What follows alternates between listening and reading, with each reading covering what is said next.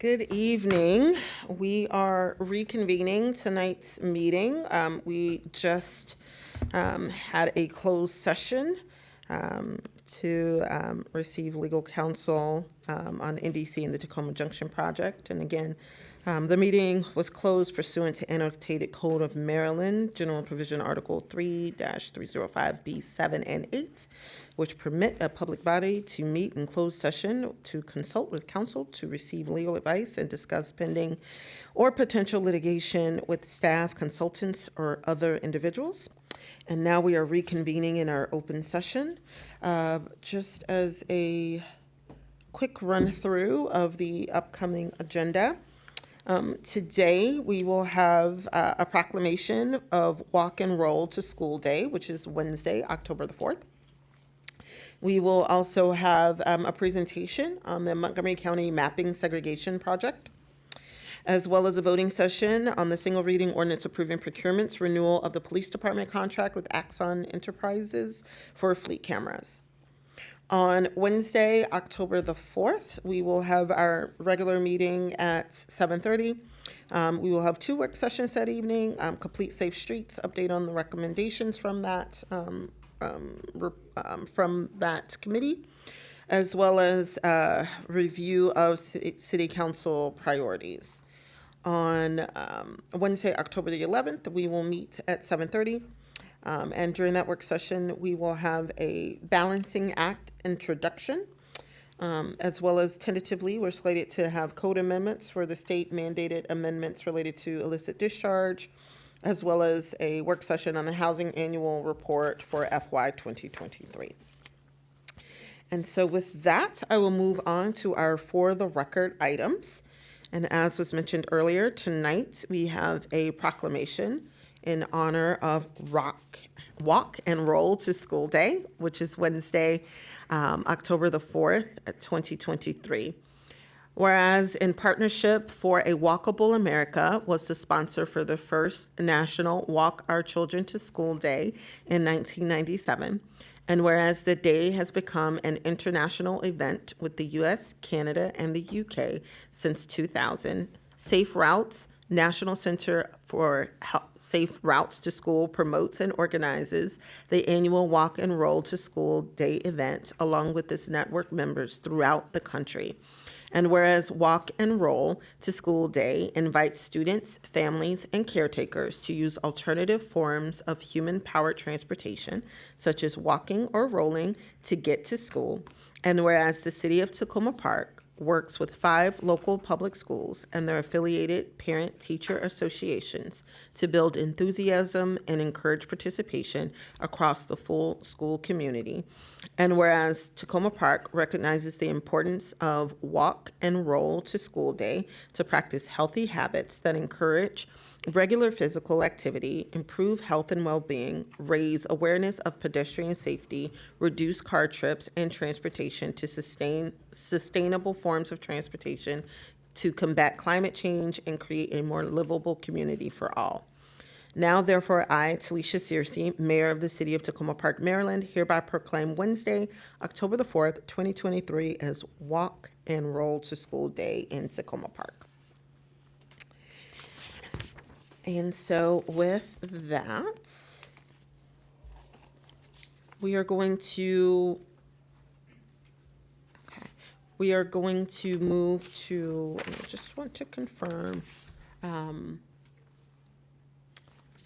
quick question for the clerk. Our presentation with Montgomery County is going to continue to follow after the public comments? Yes. Okay, perfect. Thank you. I don't know why in my brain I thought we had them up front. Because we usually do. All right. So with that, do we have any public comments on voting items? Tonight, again, voting items are the single reading ordinance authorizing renewal of in-car fleet cameras for the police department. Like voting items? Yes, that is the voting items. Public comments on voting items. Good evening, Mayor and Council. Perfect. I'm at 112 Maple Avenue. I'm here tonight in my role as the Chief of the Archives and Board Member for Historic Tacoma and looking forward to the briefing that you're going to receive on the mapping segregation project. And just a little bit of background on what I've been doing and what Historic Tacoma's been doing. For many years, we've collected lots of background information on property records and development in the city and so on, helping people research the history of their houses, conducting workshops on that and so on. When the mapping segregation project started a few years ago, I had the opportunity to interact with John and his staff on their work, exchange information. I think they've done a great job on things. I think we have a lot in Tacoma Park to add to that project, and I think we in Historic Tacoma have an opportunity to work both with the city and with the county, exchanging information, maybe training citizens on how to research the background on their houses towards the supporting the expungement process, publicizing the information about covenants and other restrictions on properties. So basically here to say we've done a lot of work in this field. We're interested in continuing to work with the county and with the city on where we go next on making this a really interesting piece of information and some actions that can be taken for the citizens of Tacoma Park. So look forward to next steps. Thank you. Thank you very much. And just as a reminder, we're accepting comments on our voting items. So I just want to confirm that there's no one here that is commenting on our voting item tonight, which is the single reading ordinance authorizing renewal of in-car fleet cameras for the police department. Okay, and we don't have any items, any people who would like to comment online, correct? Okay, perfect. Let's continue with general public comments. Do we have any general public comments tonight? My name is Jacqueline Moore, and I live in Ward 2. Now that we're in a temporary pause of the MMPA process as we wait for the working group sessions to begin, I'd like to reflect on the ground rules we follow in anticipation of continued engagement in coming months. Indeed, in this moment of pause, it is important to recognize that over the past months we have seen, regardless of some differences, that there are quite a number of points where we share common ground.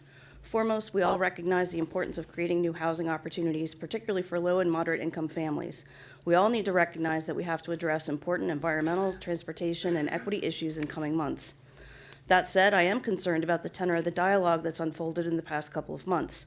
As we debate different points of view, it is important that we keep our facts straight and that we do not distort, either deliberately or unwittingly, the positions of others. Specifically, over the past weeks, labels of groups being anti-development, residents opposed to all types of change, and scaremongering have been tossed about, most recently from this dais on September 20th. For example, a reference was made to flyers being distributed at the Essex House claiming that the building's going to be torn down. In addition, the mayor and council have intimated that community organizations have been propagating a series of lies and are creating fear among residents of rental properties along Maple Avenue. In our pause, a number of us have reviewed the full range of flyers addressing concerns about the MMPA, and in not a single one have we found claims that the MMPA will necessarily lead to the tearing down of any building on Maple Avenue. In short, we have not engaged in the type of scaremongering described from the dais at the September 20th council meeting. We will be careful not to misrepresent views expressed by the mayor, council members, and city staff.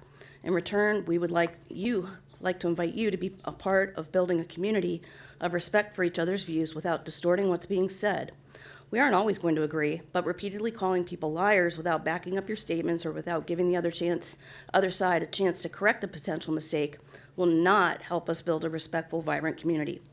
Last point, if you or the city staff think there's a mistake in any of the flyers distributed over the last 2 months, please feel free to contact me. The city clerk Carpenter has my contact information, and I will say that as a career elementary school educator, I'm pretty much certain that I would be aware if my pants were on fire.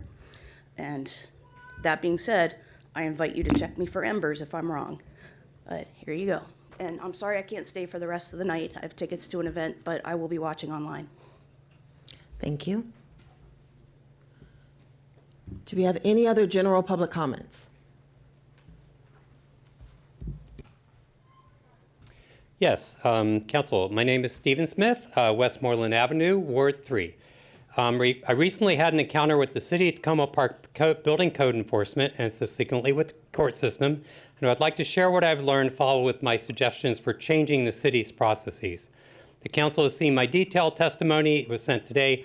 I would just assert here, my house is in generally good repair and appearance, and there was absolutely no threat to structural integrity or public safety, and my house is not in a historic district. 2 points of background. For those that are not familiar, the city has a two-step process. First, a notice of violation, and then a legal citation. Second, the city incorporates large sections of the Montgomery County Code, Civil Code, by reference. This means we are legally bound by code that no one here has written. So what I have learned. First, there are two codes. There's the written code, which is vague, but there is also an unwritten code that the enforcement officers, lawyers, and the courts have developed through mutual understanding over the years. As a citizen, you do not know about this or what this is, which means you have almost no chance if you exercise your right to go to court because you are not playing the same game. Second, there is no scale to the code. No offense is too small to justify legal action by the city. The city's code inspector testified under oath during my trial that if he sees even one flake of peeling paint, he will issue a citation. Third, there is no scale to the penalties. The standard penalty for a code violation starts at $500 per citation. This doubles to $1,000 if you happen to not respond in time. I did respond in time. This level of penalty, particularly for violations that are either small or have no impact on public safety, would be a substantial burden for many residents. Fourth, the city can and evidently will pull a bait and switch on you. In my case, the initial notice of violation was steps and rails need paint.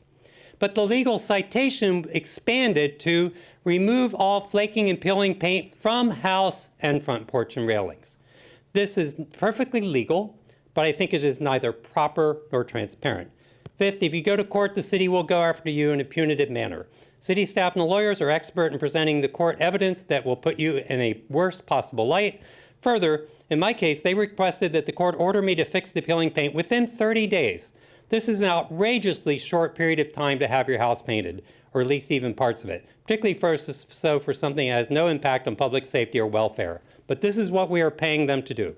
So I request three changes. First, immediately change the city's process to require that the wording on the civil citation be identical to that on the notice of violation. This is only fair. Second, the city should write its own code so that Tacoma Park can prioritize its focus. My suggestion is safety and gross violations. Third, the city should also set up a schedule of fines and penalties that are commensurate with the nature of the violations to not burden people who might not be able to afford this. Thank you for your time. Thank you very much. Do we have any other general public comments this evening? Okay. Do we have any general public comments virtually? Wonderful. Okay, we're going to move on to council comments. Do we have any council comments this evening? Council member Small. Thank you, Mayor. I appreciate the opportunity to make these comments. I'm a little hoarse. I went to go see the Wu-Tang Clan and De La Soul and Nas, and it was awesome. So rock on. But I think I wanted to make sure that I was continuing on a theme that I think it is important to make sure that even if you make distinctions, that the broader theme holds sway over the day. And that is that in a general sense, it's important for people to assume that they don't inherently have the right to speak for other people, particularly if it is a panoply of issues that can be lined up together or put into a Venn diagram or something. Ideally, you're going to want the best person to be doing that. In fact, that's actually what the purpose of democracy is supposed to be. So everybody gets a chance to choose who's going to have to make those decisions. I'd like to say that I think, again, I think it's really a blessing that we have an exceedingly high functioning electorate here, and that the majority of those electorate, at least in 1, 2, and 3, have the time to come in here and to give their opinions about things. But I think sometimes we have to accept the fact that we're talking about things not unlike the historical anecdotal elephant, where it's really easy to be pulling onto a tail and thinking that you're talking to a snake, or holding on to a leg and thinking it's a tree.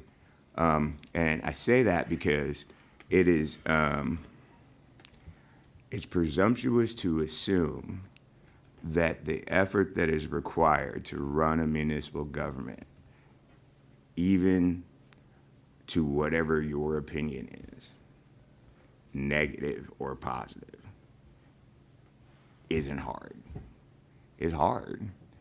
And so it's a very important thing to at least have devolved down to the base level of a level of competency with regard to the material issues from the dais delivered by the staff so that it can be communicated outward to the people.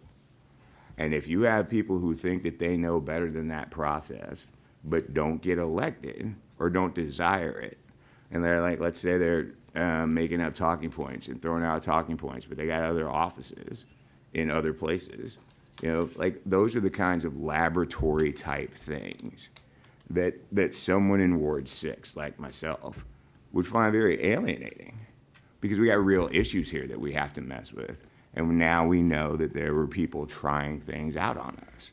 And that's just not cool. And at the end of the day, every day, there's going to be the first black mayor and a highly competent black person, both who have come out of Ward 6, whose lives have been spent and dedicated to the premise of making these institutions reflect all of the people involved. And I don't see why you have to be difficult with us about that. Councilmember Gibson. Thank you, Mayor.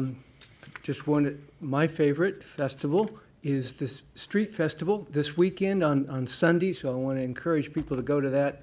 Such great music. Chop Teeth's going to be there, among other great bands, and a lot of vendors and artisans. It's just a wonderful event. It's one of the reasons I've loved Tacoma Park so much. I also want to say this is the last week for this year's application to the homeowner or rental tax credit program. So if anybody's on the screen or on the audience there, you may very well be eligible for it. Look on the city's website, just look under property tax credit or rental tax credit. It's not all that difficult, 2-page application form that you can do. I just don't want to see anybody miss out on eligibility if they're eligible for these tax credits. So as has been noted, we are at a phase in the minor master plan process that the action is taking with the planning board. And so I just want to hold our attention, my attention, on those working sessions. I believe that they will be available to be seen on Zoom or some other similar kind of platform. And we will be watching it carefully, and then how that changes or does not change the minor master plan before it comes to the city council. We'll be paying attention, and we hope they will be accurate with their information, as I hope all of us are or have been here. And lastly, I just want to say thanks to Steve Smith in my ward. I think that there are some code enforcement issues that concern me as well. I've only had, 8 or 9 months on the job, and it's one of the issues that has come up. And I do think that there's something I'm interested in. I will follow through, and I'm looking for, I've asked for records to determine how many of what kinds or what types of infractions have taken place. It's something that, as time permits, I will be following through on. Thank you. Councilmember DeBala. Thank you. Thank you, Councilmember Small, for your words earlier. And thank you, Councilmember Gibson, for pointing out the tax credits, so I didn't have to.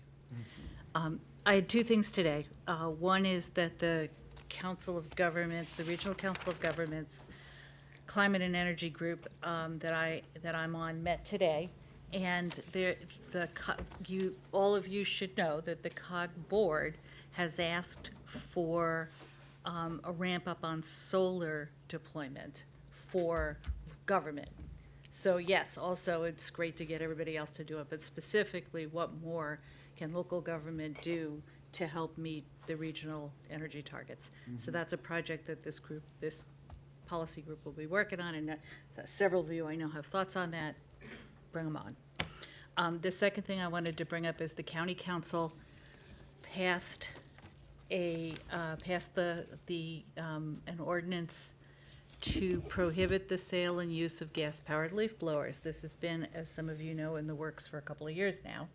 DC has already got it, and we had said to ourselves here in the city, in the last council, that when the county council got to it, we were going to do companion legislation, consider companion legislation. So I would like to ask the city attorney, on behalf of the council, to go ahead and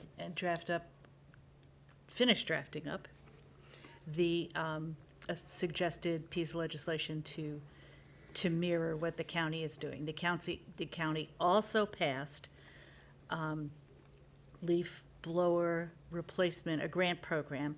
I have been told that the intent of the county council is that all county residents, including residents that live in municipalities, would be eligible for the grant part. But because we have the noise, a separate noise ordinance, we're exempt from the county noise ordinance, we need to do our own noise ordinance to replicate what they've done at the county level. So, hearing no objections, I'm gonna go ahead and ask. Okay, I will follow up with the city attorney on that, and we'll be back to you. Thank you. Councilmember Fulcher. Hi, I don't have a lot to say. I did want to thank Historic Tacoma for sending a representative out tonight. I'm excited to hear more about the Montgomery County Planning Segregation Mapping Project, and I really appreciate that they're interested in bringing that into their work as well. Thank you, That's all. Councilmember Fulcher. Councilmember Honzak. Thank you. I also want to say great thanks to Historic Tacoma. I am looking forward to learning more from Historic Tacoma in the future. And on that note, I have really been looking forward to tonight's discussion. And I just want to do, as a new council member who has spent a lot of my professional career working internationally, I didn't have as much knowledge as I wish I had had coming into this job about restrictive covenants. And it's been an amazing learning process so far. I have so much more to learn, but I don't think I fully appreciated until just recently the gravity of what has just taken place with the changes that are transpiring here in Maryland and the legislation that Councilmember Small spoke to about restrictive covenants, and that became legislation in May. And I just want to say a huge shout out to my fellow council member, to the support that other council members gave to it, and our lobbyist. And I'm looking forward to that discussion. September 30th in Totally Fraser Park, the September series continues. So please try to come out. This one is on a Saturday at 10:30 a.m. If anybody is interested in coming, this one's going to be fun with energy ambassadors. It should be a lot of fun for families in particular. And then a couple of responses to the commenters tonight. I represent Essex House. I'm not going to go tit for tat on things that were said. But what I am really happy to hear is that we're talking about facts and honesty, and not exaggerating, and not labeling things with extreme statements from my side, from anybody's side. I think it's really important as we look at the national environment and what sets people off. People get upset when things get personal. People get upset when things get exaggerated unnecessarily. People get upset when people feel strong emotions about things. And so it's really important that we come back to facts, which is why I'm trying to have my boots on the ground and be present and hear people right where they're at. And sometimes we say things that we didn't mean to say the way that we said them. And I hope that there's some forgiveness and some grace in that. And I hope we can give that mutually. And finally, to the gentleman that spoke about code violations, this really speaks to my heart. It takes me back to the first month on council. I'd like to keep talking about this. I I have chipped paint on my steps. My husband just so happened to have painted it last week. I have never seen code violations issued in Ward 5 about these issues. There's something out of balance. We need to look at these issues. Thank you.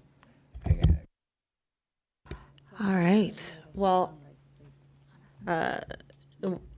want to thank my colleagues for tonight. There's a couple things that will be happening over the course of this weekend. So there was a bit of a rain out from last weekend, just a little bit.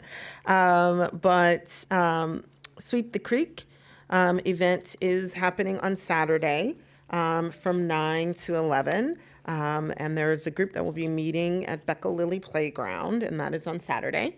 I will be joining Councilmember Honzak at Totally Fraser. And so I'm looking forward to participating in the Ward 5 event on Saturday. And you will see me also at the annual Tacoma Park Street Festival. So I'm super excited. That is one of my favorite events as well. And it's such a joyous event to kind of check out all of the wonderful vendors and eat all the great food and to just fellowship with our neighbors. So very appreciative of that. I do want to again acknowledge some of the comments that were made tonight, and want to just set the record in that, not once from the dais have I accused any particular persons or groups with spreading misinformation purposefully. But I can say is that I've had multiple meetings with the residents along with my colleagues here in these buildings. And there are instances where you have people in tears because they are afraid that they receive notification that their building is being torn down and they are not going to have anywhere to live.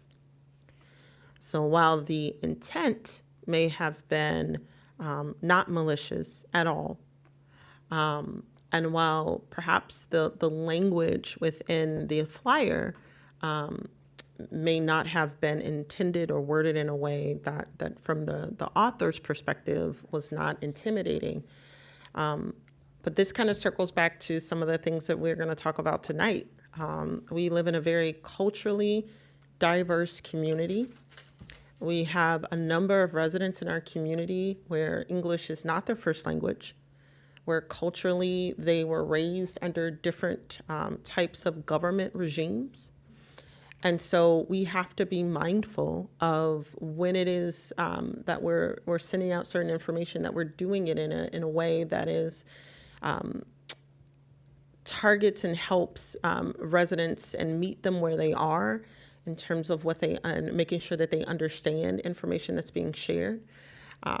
So again, I want to make sure that our residents, all of our residents,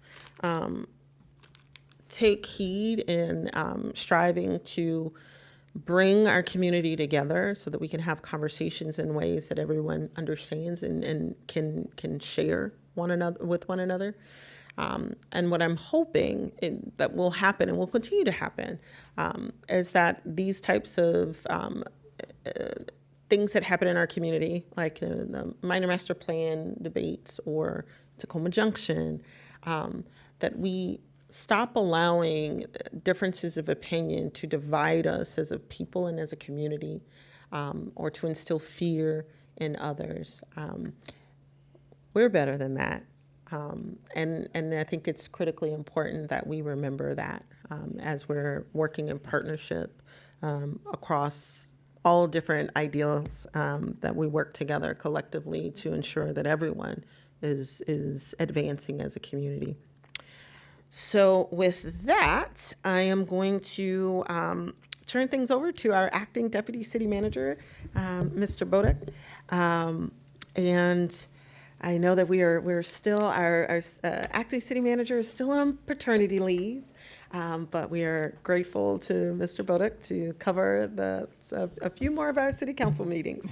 So with that, I'll turn things over to you. Yeah, thank you, Mayor. I did have an opportunity to talk to Mr. Eubanks yesterday on Monday, and he's doing very well. Family's all doing very well. So, few things to get through. There was last session, I talked about the Montgomery College Facilities Master Plan public meeting that's been rescheduled. The new date is October 5th at 6:30 p.m. Details will follow in the city manager comments when they're posted tomorrow. Mentioned last week as well, we have a film screening coming up on Friday at 7:30 p.m. for Dancing Joy, and that will take place in the Community Center Auditorium. The Tacoma Park Street Festival, that'll be running Sunday from 10 to 5, already been mentioned. Very, very excited about that. They're looking at over 150 vendor booths, music from 18 local bands, so sounds like it's going to be a big party, and hopefully the rain holds off. Greenway reading series. There's a poetry reading on also on Sunday at 5 p.m. So just head over after the street festival. That'll take place at People's Books. Tacoma Park Poet Laureate Taylor Johnson will host a free poetry reading in the Greenway reading series at People's Books in downtown Tacoma Park this Sunday. The Historic Preservation Tax Credit Workshop will take place 10/3 at 7 p.m. The City of Rockville and Montgomery County Planning will be hosting a free webinar on the Montgomery County Historic Preservation Tax Credit. A link will be posted in the city manager comments. Code Enforcement Presents Zero Waste Talk by Stephanie Miller. That'll take place also October 5th at 7 p.m. at the Tacoma Park Community Center. Curving Lines Art Opening. A new art gallery will be new art exhibition will be coming to the community center, and the opening will be October 5th at 7:30 p.m. For the city was awarded a new grant from the Maryland Department of Transportation, the Kim Lamphere Bikeways Network Program. The grant, worth $465,000, will allow the city to conduct design work to widen the existing trail and to feature an improved trail surface, pedestrian scale lighting, and pedestrian connections to the adjacent neighborhood park and community college. Montgomery Parks is conducting an online survey seeking community input on the renovation of Jessup Blair Park. A link to that will be in the city manager comments. A couple of reminders, rent reporting, the city's Tacoma Park rent reporting for 2023 is open. All owners of rental licensed properties should have received a mail notification with rent reporting instructions, and the deadline for that is September 30th. There are also 2 area planning project participation opportunities, and more information will be included in city manager comments tomorrow on the Montgomery College Facilities Master Plan and Ride On Reimagined. From Recreation, on Friday, December 1st at 6 p.m., the Tacoma Park Recreation Department teen program will be hosting an old school versus new school basketball tournament at Piney Branch Elementary School. Teen and adult teams of 3 are invited to participate in the tournament. Winners will receive an exciting prize. I don't know what it is yet, but this event is an opportunity to bring the community together in support of teens while they enjoy one of their favorite sports in a safe, fun environment. Please spread the word to your wards, and we're still recruiting teams. It's free to both participate and to attend the game. Contact Team Manager Haven with any questions or to sign up. And if you don't have a team, if you're an individual, we're also keeping a list for folks that are seeking a team, so sign up anyway. Public Works, the Tacoma Branch stream restoration project has been completed.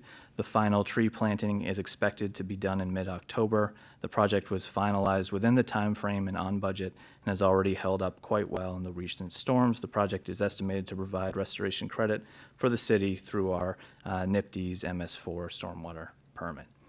And one correction I wanted to make from the library update presentation, we were talking about a mailer going out to all, to the Tacoma Park community. I was incorrect. It wasn't at the post office. It was at our printers. It should be at the post office tomorrow, and you should receive it in your mailbox in a couple by the weekend. And also the tax credit application forms are available on the city website. We'll also be pushing out a blog post and making sure it's at the top of the queue on the city's website starting tomorrow. That's all I have. Thank you, Mayor. Thank you. All right, so we're going to move into our presentation for this evening. A presentation of the initial findings of Montgomery Planning Segregation Mapping Project. And so with that, I will turn things over to our planning manager, Roz Grisby, who will be introducing this work. Good evening, Mayor Cersei and council members. I'm Rosalind Grigsby, planning manager for the city of Tacoma Park. Tonight's presentation is on Montgomery Planning's Mapping Segregation Project. As part of the county's commitment to racial equity, the Montgomery Planning's Historic Preservation Office has undertaken this research project on mapping segregation. The project goals include how private and public sectors have channeled racial population growth and influenced spatial development, and led to inequitable development in Montgomery County. It's very much a collaborative effort between the Historic Preservation Office, the County GIS Office, and the county's Research and Strategic Projects Division. Bit of a mouthful. We are joined tonight by Rebecca Bala, who is the Historic Preservation Supervisor, and John Lieberts, Project Manager, and they are joining us virtually. So Rebecca, I will turn it over to you. Thank you so much. Good evening, Madam Mayor and members of the Tacoma Park City Council. I'm going to share out my screen to begin the presentation.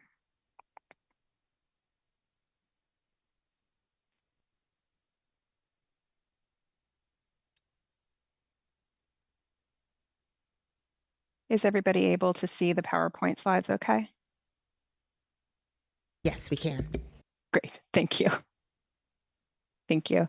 So again, good evening. My name is Rebecca Ballo. I'm the Historic Preservation Supervisor with Montgomery Planning. Thank you so much for having us here this evening. On behalf of the department and the project team, I am pleased to be here with you and to share our report. So I like to begin our presentation on mapping segregation by explaining the scope of the project. So our project had multiple objectives from the start. Several of the most important ones are listed here on the screen. The project was first described as a key goal of the Planning Department's Equity Agenda in Planning in 2020, with the recommendation that the Historic Preservation Office explore developing a historical redlining mapping tool. That initial scope developed into what we now call the Mapping Segregation Project. It was an effort to better answer the question. We were getting this question a lot from community members and other government agencies asking us, what are the redlined communities in Montgomery County? Given the historic settlement patterns in our suburban communities, from the earliest platted areas in Silver Spring to the streetcar suburbs and later to the auto-centric suburbs, this question that people were posing, it didn't quite seem to capture the issue, which we would better define as, what does legalized racial discrimination in the suburbs around the central city really look like on the ground? So our office believes that the maps and the data that we've compiled have given us a better framework to discuss and examine this legacy. So as part of the project, it was self-limited in scope.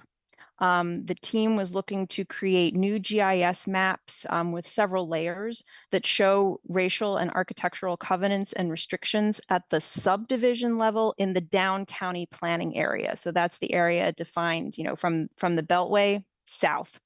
And we defined our time period to be from the earliest racial covenant that we could find in the land records to 1953, which is 5 years past the Supreme Court's Shelley versus Kramer decision that held such covenants to be unenforceable. So as an outline of my presentation tonight, I'll begin by describing the different federal agencies that promulgated discriminatory housing practices in their policies and lending programs. I'll discuss the spread of the racial restrictive covenants in the county.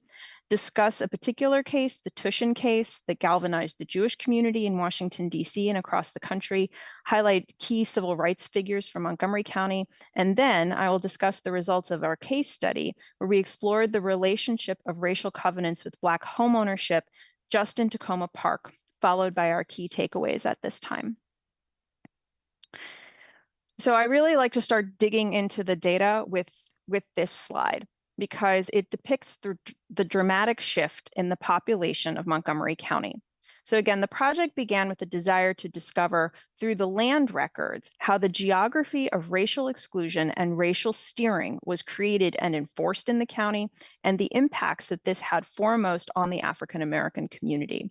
The researchers were also directed to record all discriminatory language found in the records, including restrictions against any racial, religious, or ethnic minority group. When we started, we were aware of the demographics for the African American community. So you can see the population in 1890 in the whole county, African Americans comprised about 36% of the population, and the white population was at about 64%. And then by 1960, so the Black residents went from comprising 36% of the population to only 3% in 1960. And during that period, the white population increased by over 310,000 people, while the Black population increased by barely about 1,800 people. So the team set forth to explain why this occurred and share how discrimination targeting racial and ethnic communities by the government and private citizens happened at nearly all levels of society within the county. So to step way back from this, sort of the 30,000-foot view, because this isn't just our office that's doing this research, it's important to know that historians and demographers nationwide are exploring primarily 3 different avenues to discuss and analyze the history and legacy of legal discriminatory housing practices. Most of the scholarship has examined the actions of 2 federal agencies, the Homeowners Loan Corporation and the Federal Housing Administration, the FHA. Both organizations legitimized and spread redlining at the federal level and drove real estate lending and building practices to the detriment of people of color. So to be specific, redlining refers to mortgage lending decisions based on the location or physical characteristics of a property and its owners. Fewer researchers are documenting the use and impact of racial restrictive covenants, likely due to the labor required for such a study. Racial restrictive covenants are private contractual agreements that prohibit the sale, rent, lease, or occupation of property to particular racial, ethnic, and religious groups. You can find this information in the land records, in the deeds, declarations of covenants, or other agreements. So our staff focused on racial restrictive covenants because of 2 conditions. The Homeowners Loan Corporation, or the HOLC, was an agency that existed for only a short period of time from 1933 to 1935. So really just those 3 years. But it was during this phase, after the agency had insured up to 90% of its loans, that it created the notorious residential security maps, the redlining maps. However, the HOLC maps either never existed for Washington, D.C. and the surrounding areas, or are lost. This is something that historians have been grappling with for over 40 years as we've been trying to study this issue. You can see on the left, this is an HOLC map for Baltimore. So then, as I just showed on the previous slide, so I didn't talk a little bit about the FHA sub-area map that was on the previous slide. My apologies. So we did have this other map from the FHA. It was this sub-area map from 1937 that did show some of Washington, D.C. and did start to show some of the neighborhoods in the surrounding, mostly in the Maryland suburbs. But this FHA sub-area map, it only showed limited sections of the down county, and we found that it had major omissions. For example, it did not seem to include the African-American communities in Littonsville or in River Road, or other enclaves such as the Scotland community. So we found that it just wasn't comparing to what we already knew about the African-American communities that already existed in the county at this time. And so we didn't feel that it was a good primary source to start with for our investigation. But on the other hand, the racial restrictive covenants Those are parts of the land records. They remain intact for the entire planning area, and they were accessible to the project team as they had been digitized. So real estate developers, neighborhood associations, and property owners used racial restrictive covenants to create homogeneous white neighborhoods and prohibit home ownership and occupancy by non-whites with the belief that this would maintain or improve residential property values. It's important to reiterate that these covenants, they were not enforced by the local government, but it required neighbors to bring other parties to court. They were private contractual agreements. The Supreme Court ruled these covenants were unenforceable in 1948, but private property owners could continue to write them into the land records until the passage of the Fair Housing Act in 1968. And here we have on the right, this is an example of a deed record with racial restrictive covenants. So there are two ways that this work is being done nationally by looking at the covenants specifically. So one is a parcel by parcel analysis. A researcher would take every individual parcel record back to the late 1800s, go through the chain of title, and look for racial covenants in the deeds. But this is a very time-consuming process. The other method is to try and supplement this approach with machine learning. So you can use computer AI searches for keywords, but individuals still need to fact check, document, and log all the data. So while you may capture most covenants, it could still take years of work. It does still take years of work. Looking at the groups out there nationally that have been doing this, they've been doing it for quite a long time. So the Mapping Prejudice Project, which is being conducted out of the University of Minneapolis, Minnesota, is the most comprehensive analysis of racial restrictive covenants in the country. This slide shows the total number of volunteer hours, about 33,000 hours, deeds transcribed, about 80,000 deeds, and the number of volunteers involved in the project as shown on their website. So this was from last year and probably needs to be updated at this point, but there were over 6,000 volunteers involved. And that was not a government-sponsored project. Again, that was a university research study. So for our team here at Montgomery Planning for our project, the team approached this at the subdivision plat level with a sampling method for each plat. So we had our GIS team send us all the plats within the Down County planning area, as shown partially on the left. And so this exists in the GIS now. So when you click on one of the polygons, you can pull up the scan of the actual plat itself. And here we can get the name of the owner or the company that subdivided the land. Then we use the land records to see if that person or corporation recorded covenants. So due to a limited budget and staff, we approached racial restrictive covenants at the subdivision plat level with a sampling method for the 1,763 plats recorded prior to 1953 in the Down County. And from that research, staff found that properties associated with 728 of the recorded plats. So imagine each plat isn't just one property. It can be 5 properties or up to several hundred properties, individual properties. So 728 of the record plats, about 41%, included racial restrictive covenants.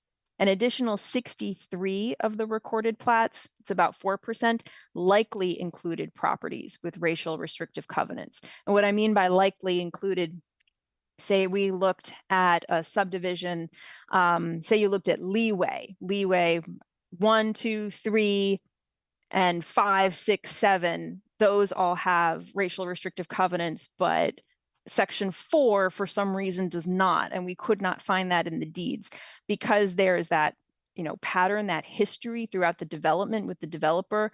We concluded that there were possible racial covenants still attached to those deeds, but the researchers moved on from there and we just color coded it differently. And then 972 of the record plats, or about 55%, had no racial restrictive covenants. So here is the map that we have from the Down County. And this is a screenshot that is taken from our GIS layer that is available publicly. Researchers can use it, and I'm going to get into how this all works. So this map shows all the subdivisions that we mapped that were recorded between 1904 and 1952. And it's important as we look at this to remember several key points. So this map shows trends from the selective sampling. It does not document the covenants at the parcel by parcel level because we did not have the time or the resources to do that.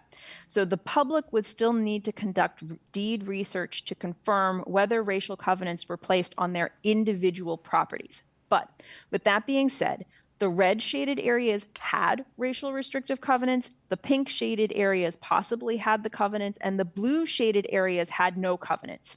And it's critical to understand that areas shaded blue did not welcome Black residents. De facto and de jure segregation occurred throughout the county. So the previous map often raises questions about all the gaps. I'll go back, you can see there's a lot of areas that don't have, a blue or a red or a pink. So here is the same map, but the gray shaded areas include all recorded subdivisions after 1953.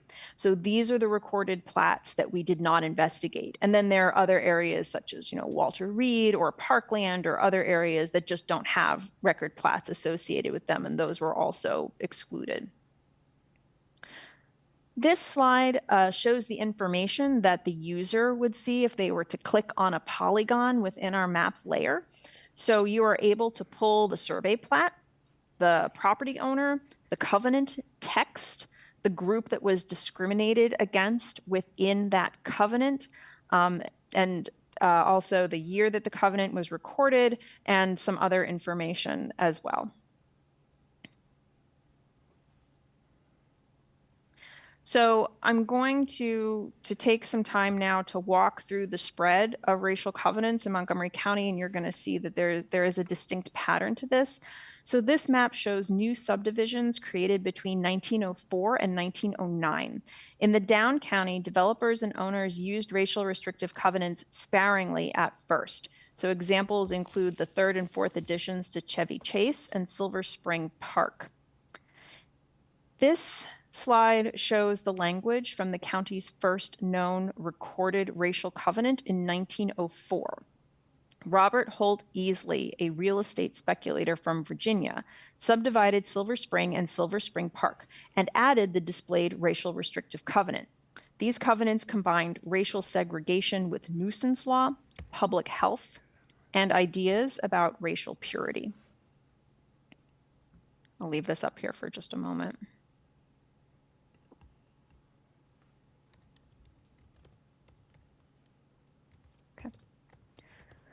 So in the next decade, 1910 to 1919, real estate developers included racial restrictive covenants in properties associated with 12 of the 36 recorded plats, about 33%.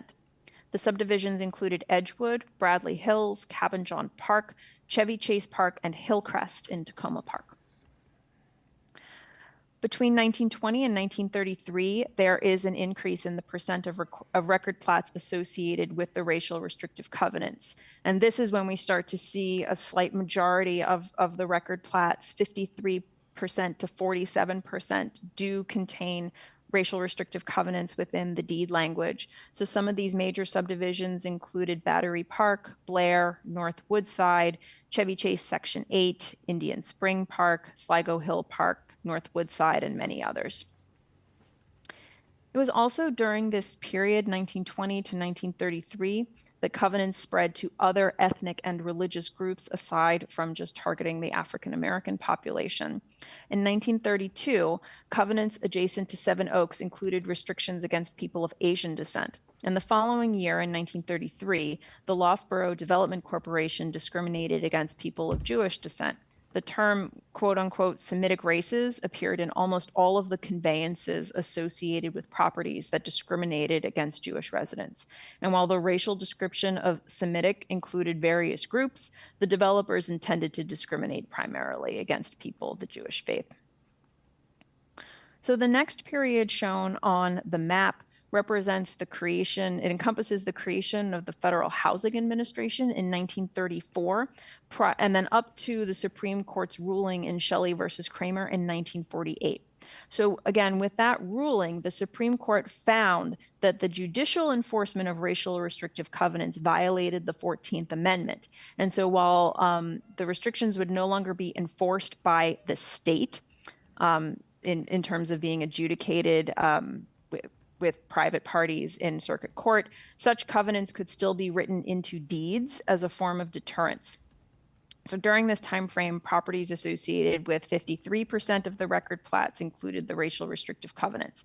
And there are 5 times as many restrictive covenants as in the previous period. So while the percentage stays kind of the same, the raw number really increased. So the number of racial restrictive covenants targeting Jewish residents, again, they increased dramatically in this period. And this trend corresponds with anti-immigrant and anti-Jewish rhetoric spreading across America and the start of the expanding Jewish community in Montgomery County. Racial covenants against Jewish residents culminated with a lawsuit filed in Bannockburn Heights. In 1947, 5 of 52 households filed a lawsuit in the Montgomery County Circuit Court in Rockville to force Lucille Tushin, a Christian, to evict Aaron Tushin, her Jewish husband, from their jointly owned family home on Wilson Lane. The suit claimed, quote, irreparable damage caused by his occupancy in violation of the restrictive covenant. The Tushin family requested and received legal assistance from the Anti-Defamation League for their case. After local and national coverage of the incident and community support of the family, including a lead editorial from the Washington Post, which underscored the anti-Americanness of the plaintiff's actions, the residents dropped the lawsuit. The Anti-Defamation League described the case as, quote, a victory for the good sense and goodwill of the Washington community. Despite this one encouraging incident in 1947, they noted, there was a wholesale indulgence in the restrictive covenant or in the use of unwritten rules to bar persons of the Jewish faith from purchasing or residing in certain properties in and around the nation's capital. So continuing on, the project team reviewed all of the Down County planning area plats recorded between 1949 and 1952. So we went a few years past the Supreme Court case. We collected this data for 4 years after the Supreme Court found the covenants to be unenforceable. And we found that properties associated with approximately 30% of the record plots during this time included racial restrictive covenants. So we didn't go past 1952, again, being cognizant of the limits of our own staffing and the time frame for this project. However, staff would expect that the number of new racial covenants would continue to fall until they were completely outlawed in 1968. The Shelley versus Kramer decision appears to have had a minimal initial impact to the demographics of Montgomery County with respect to Black homeownership. White flight from the District of Columbia contributed to another massive population increase in the suburbs. Between 1950 and 1960, the county's population increased by almost 100%, from about 164,000 residents to 340,000 residents, approximately. And the white population increased by over 113%, but the Black population grew at nowhere near the same rate. The Black population only increased by 11.5% during this time. And it was during this period that the FHA slowly amended their policy to no longer permit racial covenants in the deeds.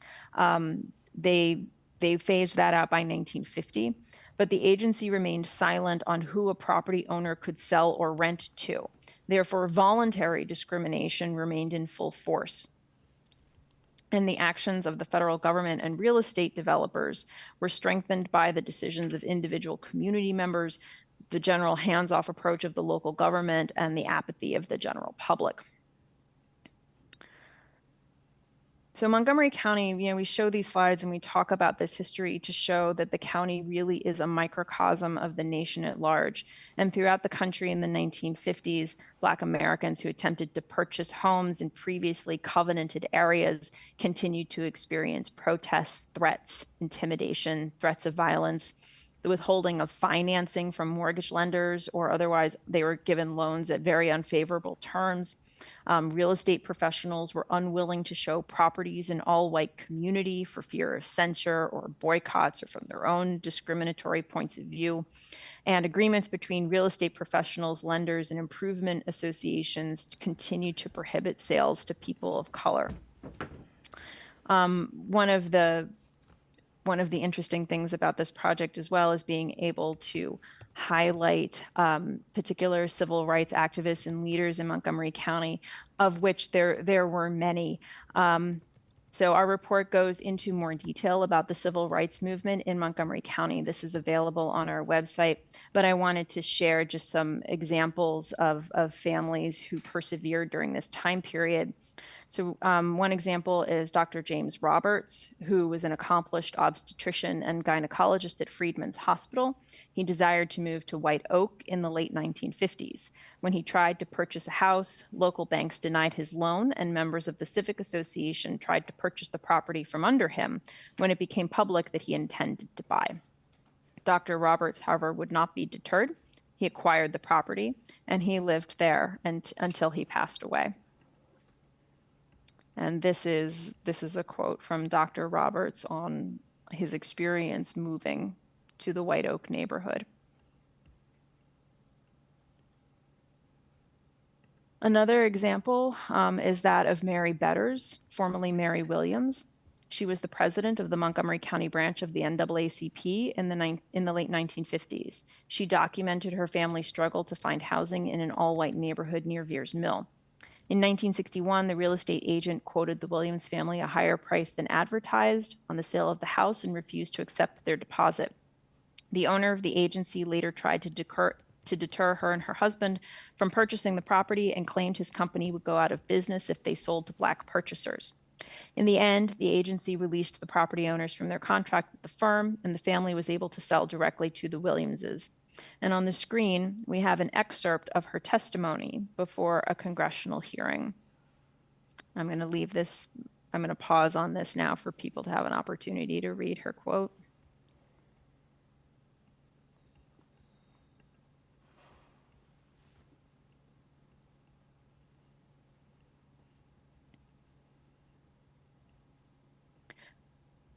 So it was through the efforts of the African American community, civil rights and fair housing activists, and other allies that led to the passage of the public accommodation and fair housing legislation here in Montgomery County in the 1960s.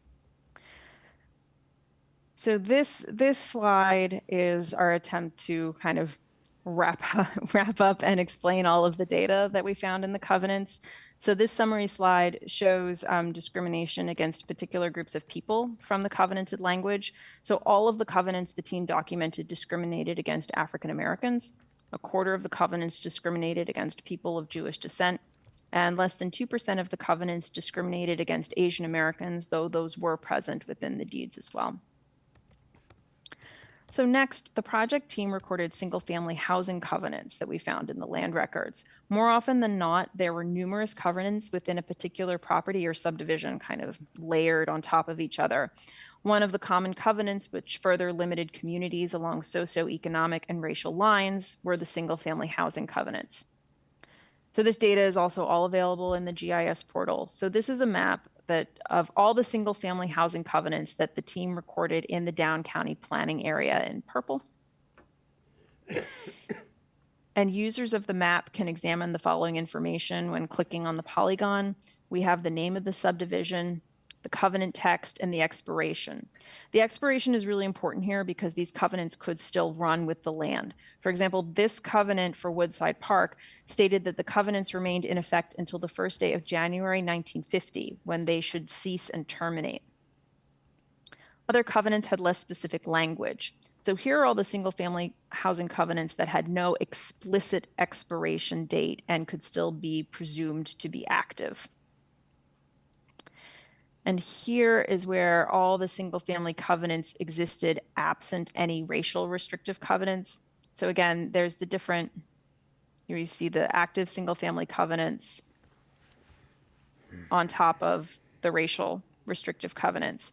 So the covenants were another layer, the single-family ones were another layer that dictated exclusivity of the suburbs along racial and socioeconomic lines. So in support of the Takoma Park Minor Master Plan, our team focused on homeownership within the city and used the area as a test case for potential future phases of the project.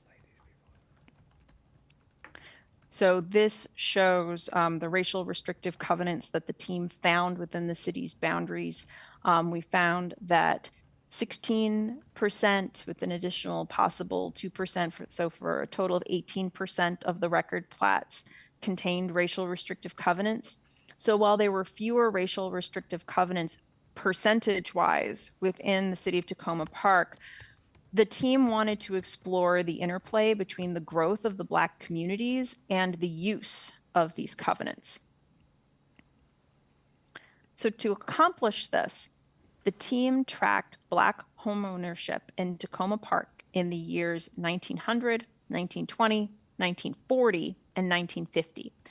The process included reviewing each page of the census, recording Black homeowners and renters, and cross-referencing each owner with the land records to find an associated property. The deed record would then provide us with a plat, block, and lot number, which we would then use with the plat record and MC Atlas, which is our GIS, to determine the current address. We had to take these steps as most of the censuses before 1950 didn't list an address. And if they did, the address doesn't correlate to our present day streets and house numbering system. So I know that's a little bit that's a lot in the weeds about how the team found this data. But I think it's important for this presentation for council members just to understand or to see what is actually in the land records, what is available, if you can take the time and some creative ways of looking at the records and see what we were able to tease out of it. So this next series of maps provides a timeline of covenants interplayed with Black home ownership. So here on the left depicts the city in 1900. And you can see on the, I'm gonna see if I can get my cursor to show up. You can see this one little orange pin. So this property at 15 Montgomery Avenue represents the first known Black homeowners in Tacoma Park. They were Lewis and Grace Thomas, who worked as a caterer. They worked as a caterer and a nurse, respectively. So Lewis Thomas acquired the property at 15 Montgomery Avenue in 1896.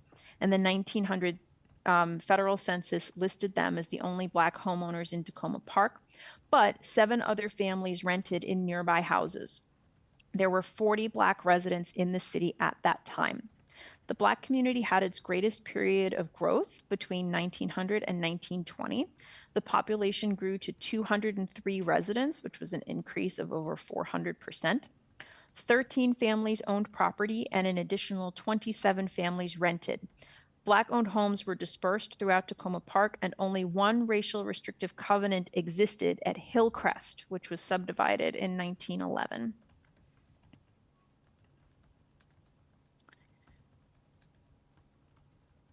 Go to the next one. So between 1920 and 1940, let me go back real quick. So here on the right, we see 1920. This has popped up as a covenant. This is a possible one. And then we see residents in the Black community, homeowners start to become dispersed throughout the city. Then here on the left again, we have 1940. So between 1920 and 1940, Black home ownership continued to increase. And by 1940, there were almost an equal number of homeowners and renters. And the overall population expanded as well to 304 residents. During this period, however, properties associated with at least 18 subdivisions included racial restrictive covenants, which channeled and concentrated the Black community's growth into 3 distinct areas. These became known as the Hill, located at Oswego, Geneva, and Ritchie Avenues, the Bottom, near Colby Avenue off Sligo Creek Parkway, and an unnamed smaller community on Poplar Avenue. The Hill included the First Baptist Church of Tacoma Park, constructed in 1922, and the Tacoma Park Rosenwald School, constructed in 1928. In 1950, which is depicted on the right, Black home ownership in Tacoma Park had increased to its highest levels in the 20th century. There were 56 owners compared to 27 renters, and the population continued to increase with 445 total residents.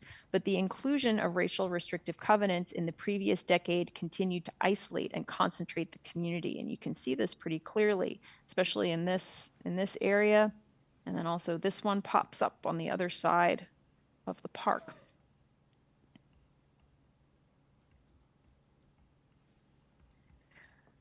So this is the information that if you click on, let me go back.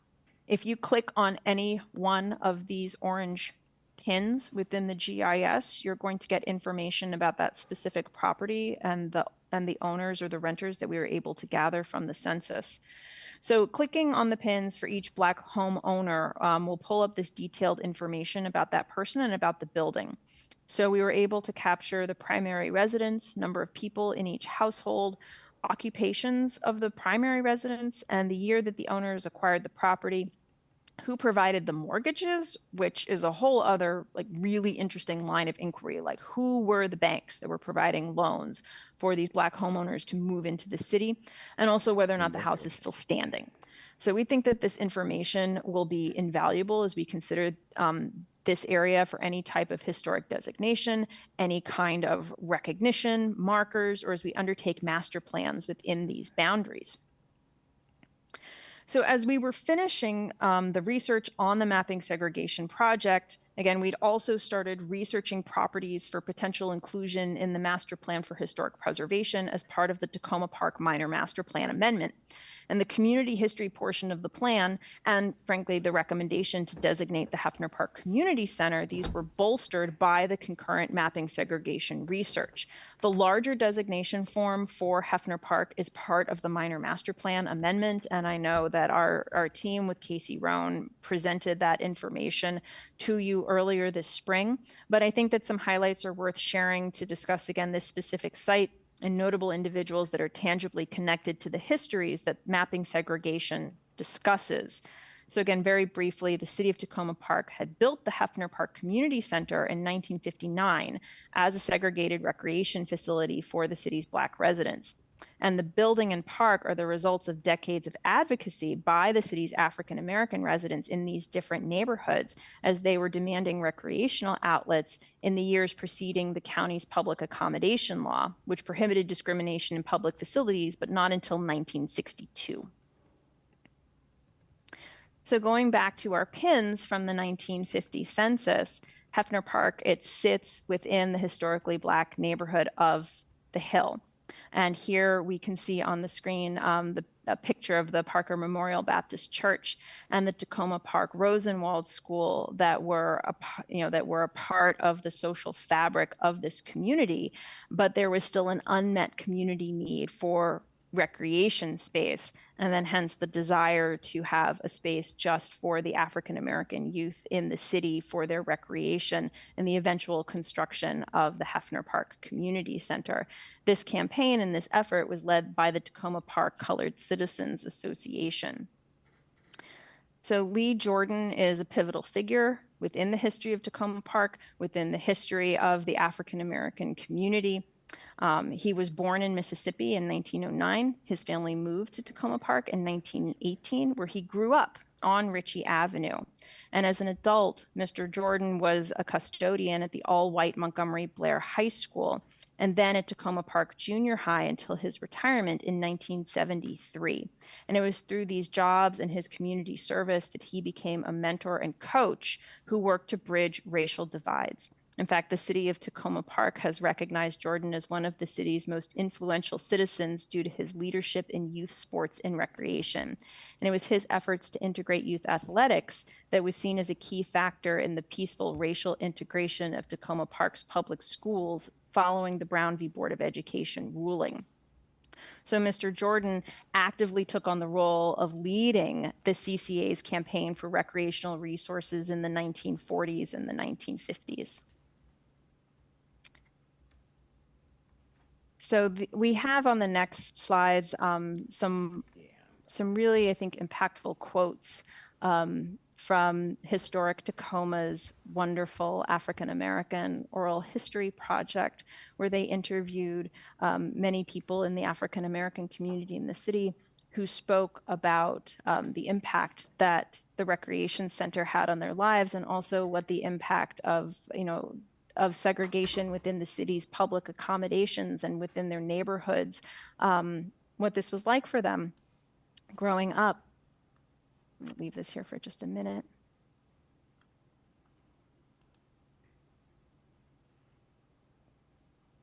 And then this is a quote by Dale Jones talking about what the teen club had meant to the community and the ultimate construction of the community center.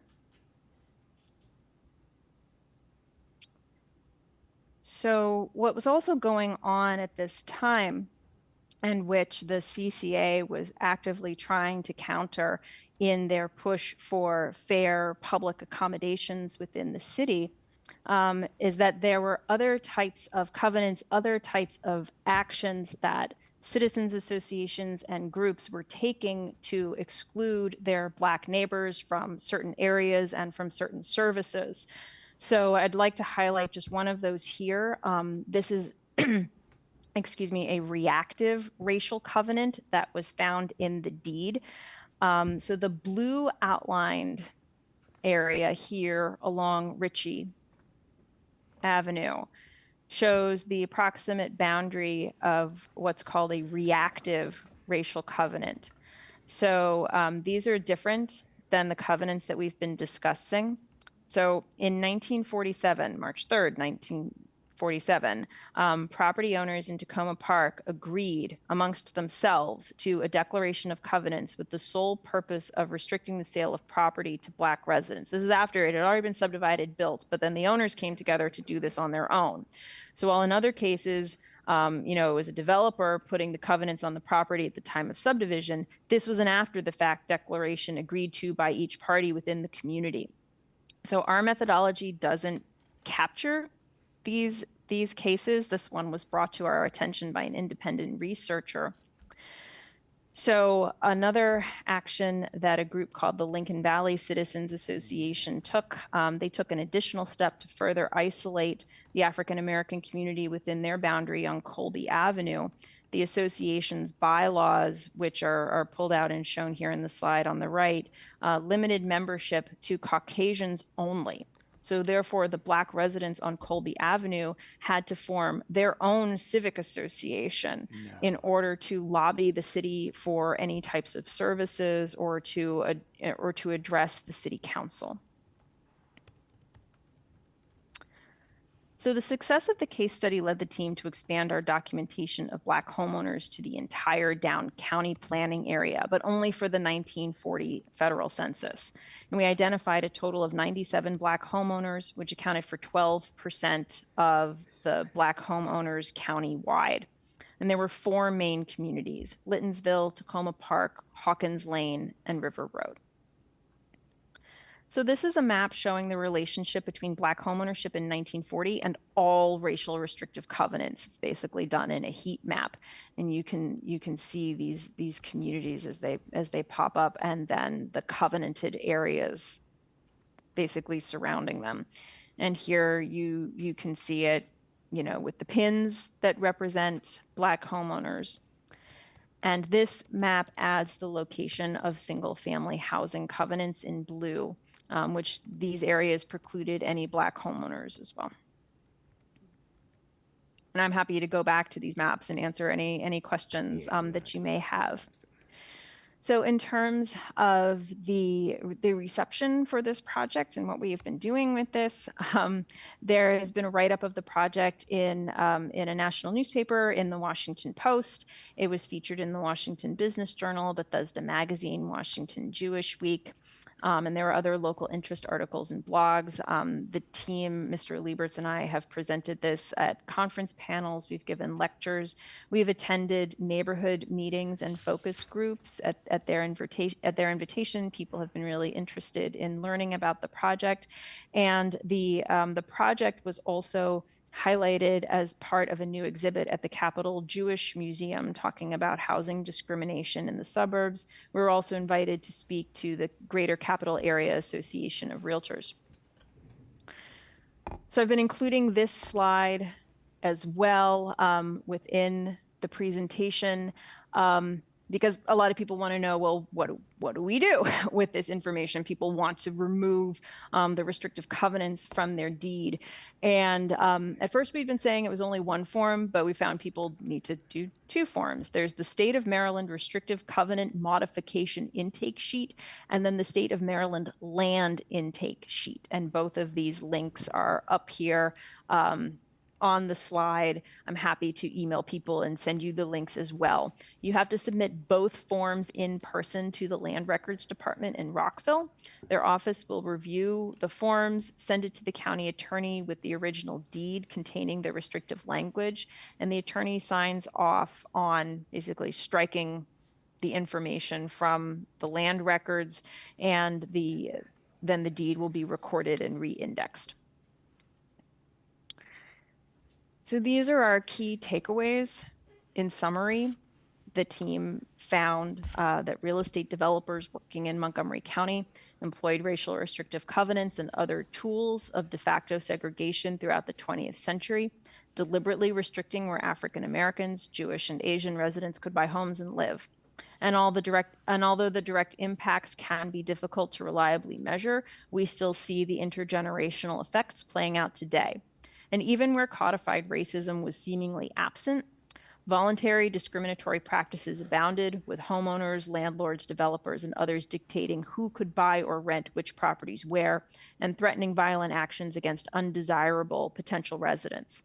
This race-based discrimination limited opportunities for the Black community to build intergenerational wealth through housing ownership at the same rate as white residents, and likely severely impacted the growth of the African American population in the county at large. This project has resulted in the county having a more accurate and documented understanding of the history of racial segregation, and all of this data, again, as everything I've shown you, is mapped and publicly available. It has also allowed our team to center the stories of African American and Jewish property owners and neighborhood activists, and we've demonstrated how the research can highlight these individual experiences. Having this data available will provide useful information for the planning department. I think it already has. It will provide information for historians and interested residents, and will help to inform future planning efforts in furtherance of Montgomery Planning's equity agenda and planning. So this is the contact information of the project team. We have John Lieberts, who is our project manager, myself as the supervisor, and then Jason Sartori, our division chief. And at the bottom is the link to the master page for the project, where you can get into the GIS portal, read the white paper, see the staff report, and any other information. So that concludes my presentation. Thank you so much for having me, and John and I are available to answer any questions that you may have. Wonderful. Well, I know It's not applaudable. It's not. this is such wonderful work. I'm a firm believer that to know where you need to go, you need to know where you've been. And it's important that we recognize legalized atrocities against groups and the impacts that they have even still today. So I thank you all so much for all of the hard work that you've done in bringing all of this information together and consolidating it in a way that is easily digestible and, quite frankly, actionable. So I do appreciate that. So Councilmember Small has a question. Thank you, Mayor. I wanted to applaud the efforts of the mapping project and its development over time. There's been previous versions of it from 12 and 16 or whatever that were still pretty thorough, still indicated the effective things, at least for my neighborhood. Could we put you guys back on the screen maybe before we have this part of the conversation? Hi. So I am one of those people who thinks very intimately about alienation and the manner in which people become alienated from the franchise itself. And one of the ways in which people become alienated from the franchise itself is the manner in which we discuss real property. One of the things that was interesting, I guess, for someone like me and listening to your presentation is that the council will know I wrote on this in law school, and that would have been in '96. We've talked for a long time about the intractability of removing such things from the chain of title, even though they were technically not enforceable. And I was really excited to see two pieces of legislation at the state level last year when I began my candidacy of doing this. And I was the person who testified on both sides of that legislation. That directly led to, let's go up here and put it where it is in actual code and not what the letters is. It's Real Property Section 3112. Now that's the section that allows for a county or a municipality to unbank all of its restrictive covenants and remove them from the chain of title for the effectiveness and benefit of the people. I really was the only person that did testify on both sides of that hearing. On one side, the person who dropped the bill didn't even come to the hearing. And so I have to tell you that and this is just for me, and talking about alienation and living in a house that has a restrictive covenant on it, on Lancaster Road. It's in the little corner of your map. It's not delightful.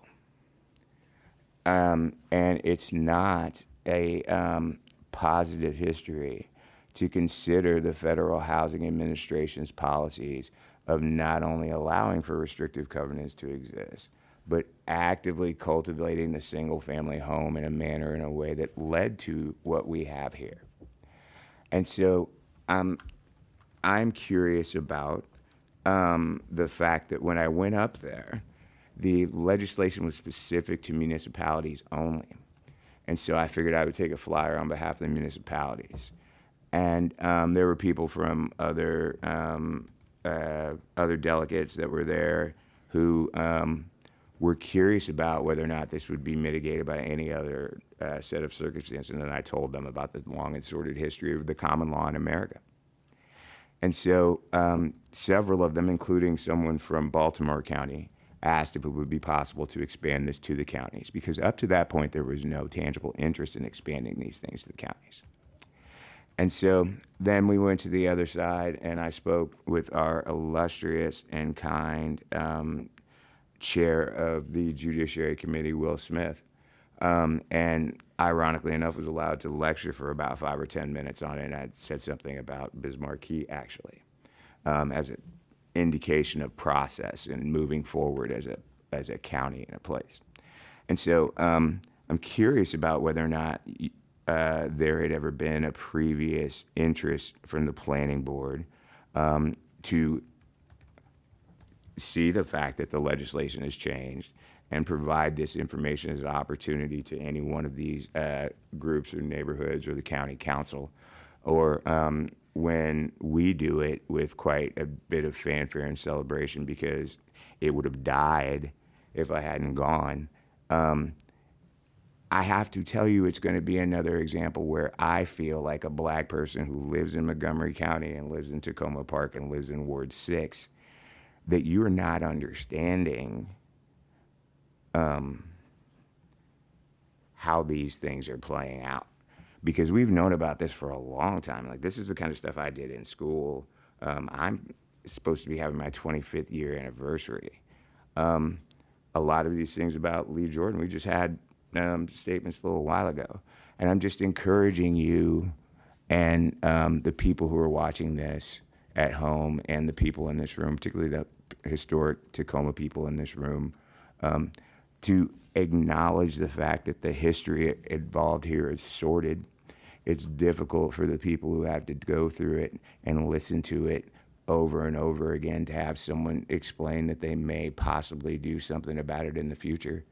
And then having written the successful non-speech on both sides from my memory that passed Maryland Real Code, Real Prop Section 3112, I would really suggest and hope that the county just takes care of these so that when my kids are thinking about buying a house, it's not even on there.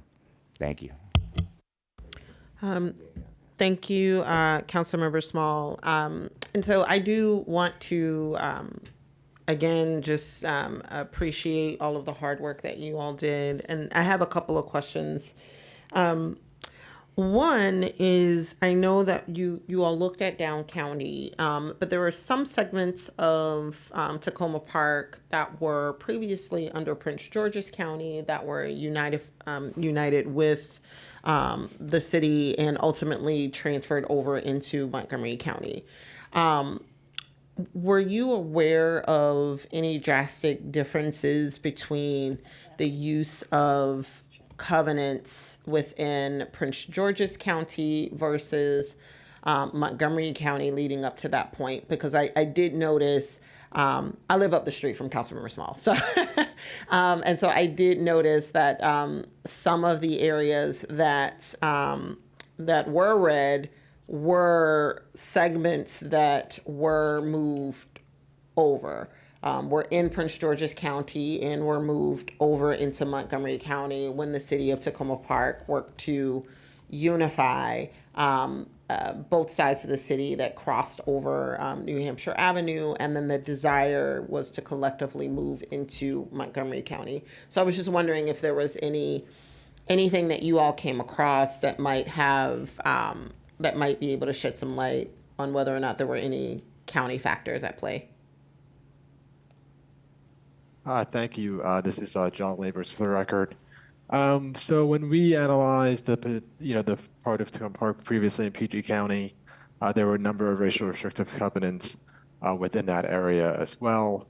But as Ms. Ballo said earlier, the racial restrictive covenants were really widespread throughout the county. They weren't located in one specific area. And PG County is just starting to discuss taking forward their own study of racial restrictive covenants. So we didn't have that level of data to do a direct comparison between the differences between Montgomery County and Prince George's County. But I think that would really be a interesting analysis to undertake to see if there is any difference in the future, and maybe that's a partnership we can look at in a future phase of the project. Yeah. No, thank you for that, because I know my deed says Prince George's County still. So that may be definitely something interesting. And then another point, taking a slightly different question from Councilmember Smalls. I appreciate the slide at the end telling residents how to get these get these restrictions or get these covenants removed from their deeds. Man, that sounds like a lot of work. I have to complete 2 forms, and I have to go to Rockville, and I have to. So has there been any thought around allowing for group removal? Because I think based on what I've heard, is part of the challenge is that groups of individuals are able to determine that they want something like this included in their deed.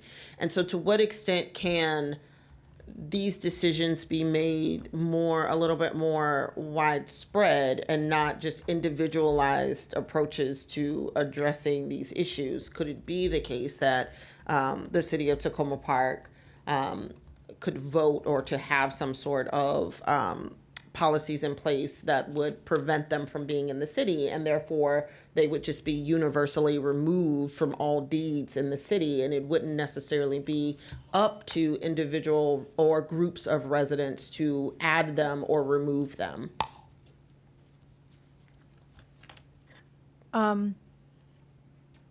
There's a couple of pieces with that, so I'll start to address where I think I can. In terms, it is, you're absolutely right, Mayor. It is a heavy lift to have individuals undertake this research on their own, to fill out the intake sheet, to go down to the land records, and to get these expunged from their deeds. We've heard that from many neighborhoods, from many citizens that have gotten in touch with our office directly. To that end, after one of the public presentations that we gave to one of the neighborhoods, the neighborhood reached out to us, but also to Historic Tacoma, to see if there could be the creation of some kind of basically a pilot program where Historic Tacoma would potentially be able to help people undertake some of the deed research on their own to help them fill out the forms to go to Rockville.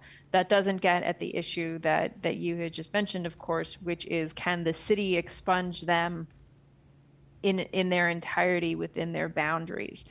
That is, I do not know the answer to that. I would be interested to hear what the city attorney may say about that, and if there's any information that our office could provide that would help the city attorney or would help you or your staff figure out if that is something that would be feasible for the city to pursue, we would be very interested in helping with that. Yes. Great, thank you very much. Councilmember DeBala. Thank you so much for this fascinating presentation. And thanks to the group at Historic Tacoma that's looking at individual deeds. The two projects complement each other very nicely, I think. Mayor stole my thunder, because I was going to ask basically the same question. Looking at the state law that did pass and looking at what municipalities might do if they wanted to. I'm popular with the city attorney today, aren't I? I'm wondering whether we can ask for the city attorney, I would like to know if the rest of the council agrees with me. We should ask the city attorney to take a look at this, talk with Rebecca's team, talk with Historic Tacoma, and see what what we can do. Because the way that I didn't hear that. Was that a yes? It was essentially essentially a yes. Okay. All right. Thumbs up, everybody. All right. I'm gonna make another note to the city council, to the city attorney. Great. Thank you very much for this. I also just note with some interest how close, because I'm not sure I had realized this, how close the Colby Avenue neighborhood is to some of the deed restricted parts of Ward 2, that all of which used to be Prince George's County and is now Montgomery. That is just so interesting. Okay, thank you. Councilmember Honzak. Yeah, a couple of things. First, just thank you. Thank you for all of the amazing work and sharing this out to so many different spaces and in such depth. I want to share quickly. It's a side note. I received an email today in response to having put out information to my neighborhood about this discussion tonight, and telling people how they might go about taking the restrictive deed covenants off of their own properties. And it was from a Native American resident that said angrily, we've completely overlooked, the original occupants of this land, and I'm just going to leave it at that. I am committed to taking a look at that on my own, as I know this council has done some work over the past several years, and I'm committed to learning more about that and seeing what's next. But getting back to this business at hand right now, which is very, very important to me. I also wonder whether there is a mechanism, and this is a question for you all and perhaps for my fellow council members. You talked about the reactive restrictive covenants that exist. As I understand them, they exist in paperwork that might not be necessarily accessible to every person because they may exist in people's, file cabinets at home for a neighborhood association, or they may not be written even. It might be the bylaws, the bygone bylaws that are still practiced, even if they're practiced in silence today. And I wonder what we might do about those. You can see the results of that in the way that people organize themselves today within neighborhoods across the city. And again, I commit myself right here and right now to doing my best to set a new course within our part of the city on that note. And I wonder, though, directed to you all, if you have some advice for us as a council on how we could seek to look at those kinds of restrictive covenants and if I've understood them correctly. Thank you. Mayor, I'm sorry, point of order though, before we get to that. Cara, if you want to go back through the digitals for the hearings, one of the issues that came up in those hearings was people assuming that we had already taken care of this issue because both at the county and at the state level, they've already moved to eradicate racism from the homeowners association covenants or anything like that. So that's a pre-existing set of legal norms that should exist and be available to people. And that was one of the reasons why this was a new addition to that. So I do hear, well, your concerns about that, but that was one of the things that came up, is that that had already been done. Thank you. Okay. Do we have any other questions? Okay, great. Well, not seeing any more lights. Again, I am very grateful to the work that you all have been doing on this project, and our Historic Tacoma group that has been working tirelessly as well to help with adding additional stories to this wonderful work. And definitely we look forward to working with you all collectively, because I want these things gone from every single deed in this city. And if we could, and if we could figure out a way to make it happen, let's do it. All right. Thank you all so much. Thank you so much. Thank you. Okay, so moving on to our last item for the evening. We have a voting session on a single reading ordinance approving procurements, renewal of the police department contract with Axon Enterprises for fleets cameras.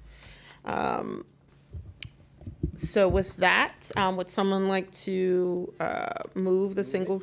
Councilmember Siemens moves. Second. Councilmember Gibson seconds. Discussion, please. Yes, Councilmember Small, you can move forward with your comment.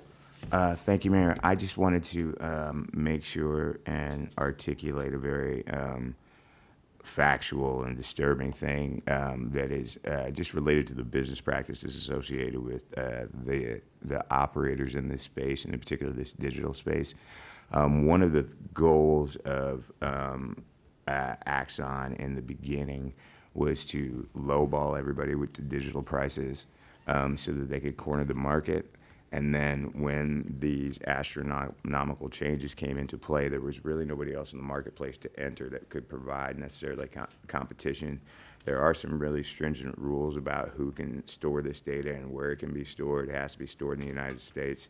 And so I would just like to say that as we consider some of the other things about this, and the realities of what are modern policing and the effectiveness of some of the things, particularly since these are fleet cameras and not body cameras per se, there are socioeconomic realities about institutional actors who are gouging municipalities and other places, and at some point somebody needs to be able to do something about it.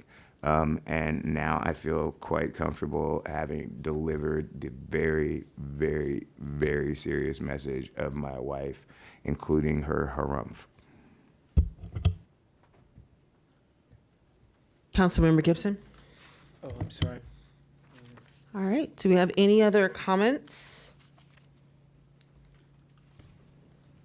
I believe that we asked for some information last week, and I believe the acting deputy city manager has got it with him, so maybe we could give him a minute to tell us. Yeah, sure. So there was one question I wanted to follow up on what our last value was that we paid last year for our subscription cost last year. I do have the net 5-year net amount in the memo, but what we paid in FY23 is just a little over $60,000. So just so you have that information. Yes.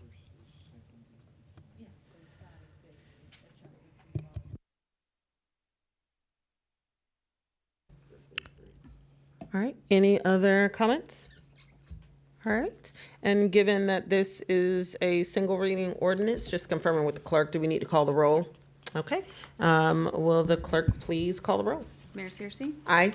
Councilmember Fulcher? Aye. Councilmember DeBala. Aye. Yes. Councilmember Gibson. Yes. Councilmember Siemens. Aye. Councilmember Hansack. Aye.